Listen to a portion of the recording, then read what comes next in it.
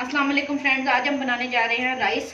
उसके इंग्रेडिएंट्स आप नोट कर लें। मेरे पास 1 किलो चावल हैं, 1 किलो चिकन है, प्याज मेरे पास है 5 से 6 अदद, टमाटर की प्यूरी मेरे पास है 6 से 7 अदद, अदरक का पेस्ट मेरे पास 2 टेबल स्पून, लहसुन मेरे पास 2 गुटियाँ, गरम मसाला थोड़ा सा, सॉल्ट टू टेस्ट है। यहाँ पे रखा हुआ क्वांटिटी है 2 टेबल स्पून, सुरख मिर्च 2 टेबल स्पून, सूखा धनिया 2 टेबल स्पून, जीरा 3 टेबल स्पून, दड़ा मिर्च 1 टेबल स्पून, जीरा पाउडर 1 टेबल स्पून, शान का बिरयानी मसाला मेरे पास हाफ पैकेट है। अब मैं इसके इंग्रेडिएंट्स आपको नोट कराती हूँ। सबसे पहले हमने डालना है घी। घी मेरे पास है आधा कप के करीब घी है। अगर इसमें डालने के बाद फील होगा तो हम इसमें और भी ऐड कर सकते हैं।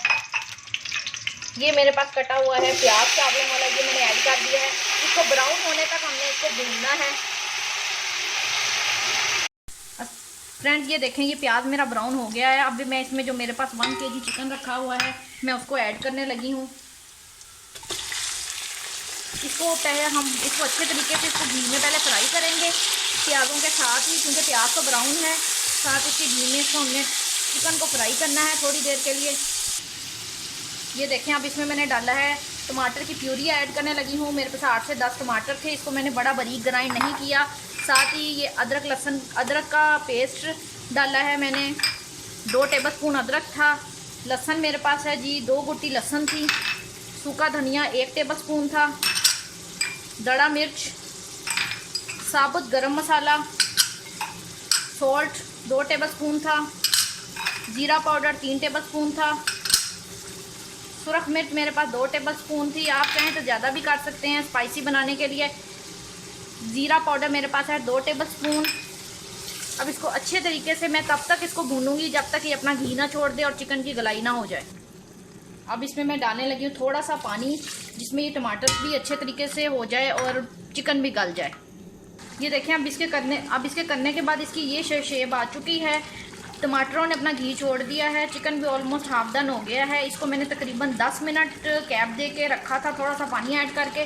अब इसमें हम डालने लगे हैं जो हमने बिरयानी मसाला रखा था, वो हमने इसमें एक साथ कर देना है। मैंने पहले नहीं किया क्योंकि चिकन का जो कलर है वो चेंज हो जाता है। ये देखें, अब इसमें ये इसका कलर निकल आया है, घी छोड़ दिया है टमाटरों ने, सारा अच्छे तरीके से इसकी भुनाई हो चुकी है। अब इसमें मैं पानी ऐड करने लगी हूँ। मेरे पास थे 1 kg राइस, तो मैंने जब उसका मेजरमेंट अपने घर के स्टील के गिलास से किया था तो वो बने थे मेरे पास 3 गिलास। आप जिस भी गिलास से करेंगे पानी आपने उसी हिसाब से डालना है। मेरे हिसाब से ये मैं डालती हूँ 1 गिलास अगर राइस का हो तो उसमें मैं 1.5 गिलास पानी का ऐड करती हूँ। उसके हिसाब से ये मेरे पास थे 4.5 गिलास पानी के, जो मैंने इसमें ऐड कर दिए हैं। अब इसमें मैंने डालना है गरम मसाला पाउडर। आप एक बात हमेशा याद रखें कि जो लोग गरम मसाला पाउडर मसाले भुनाई के दरमियान में डालते हैं वो उनका मज़े का नहीं बनता। उनके सारा चिकन का कलर चेंज हो जाता है, ब्लैक हो जाता है। ये मेरे पास 1 टेबल स्पून फुल गरम मसाले का था। और काली मिर्च पाउडर मेरे पास है जी 1.5 टीस्पून, ये भी मैं पानी में ऐड कर रही हूँ। मैंने उसको पहले नहीं ऐड किया था। आप सॉल्ट को टेस्ट कर सकते हैं कि सॉल्ट किस तरह है। जब आप चावल बनाते हैं तो चावलों में सॉल्ट कढ़ाई की और दूसरी चीज़ों की निस्बत ज़्यादा डलता है।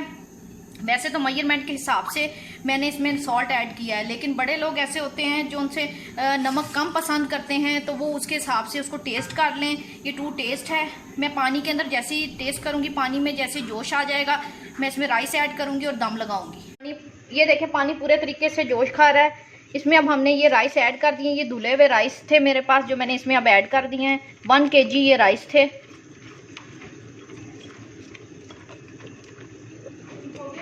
इसको अब हमने तब तक पकाना है जब तक पानी बिल्कुल थोड़ा सा ना रह जाए। दम देने की कंडीशन में ये आ जाएंगे।